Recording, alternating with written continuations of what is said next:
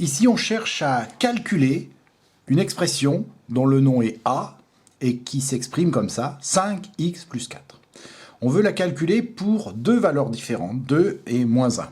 Alors, on va donc, dans ce cas, remplacer l'inconnu par un nombre. Donc, l'inconnu ne sera plus une inconnue. Comment on fait? Eh bien, il y a une condition. La condition, c'est que, par exemple, on choisit pour l'inconnu une valeur. Ici, c'est 2. Et cette condition-là va avoir une conséquence. C'est pour ça qu'on met le mot alors. L'expression A n'est plus une expression littérale. C'est une expression entièrement numérique. Pourquoi? Parce que je vais remplacer chaque fois que je vois x par 2. Alors, à la place de x, je mets 2. Il y avait une simplification quand j'écrivais 5 fois x. Quand j'écris 5x, c'est 5 fois x. Puisque x n'est plus une lettre, j'ai plus le droit de faire la simplification et je ne vais pas écrire 52, mais 5 fois 2. Donc, je remplace x qui est là par 2 et j'ai 5 fois 2 plus 4. J'ai donc une expression numérique que je peux calculer. 10 plus 4, ça fait 14. Voilà. Si x égale 2, alors l'expression A égale 14. Mais l'expression A n'est pas toujours égale à 14. Elle est égale à 14 que si x égale 2. Maintenant, je change cette condition, cette cause. Je dis que x vaut moins 1. Eh bien, la conséquence va changer.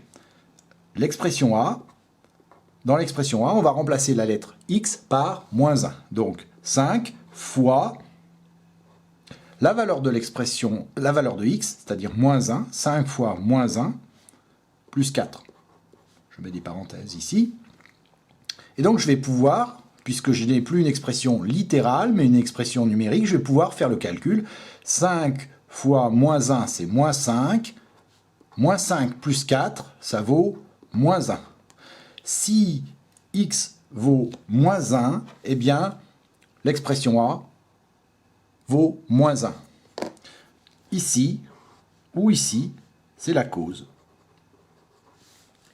Et ce qu'on trouve ici, ou ce qu'on trouve ici, c'est une conséquence.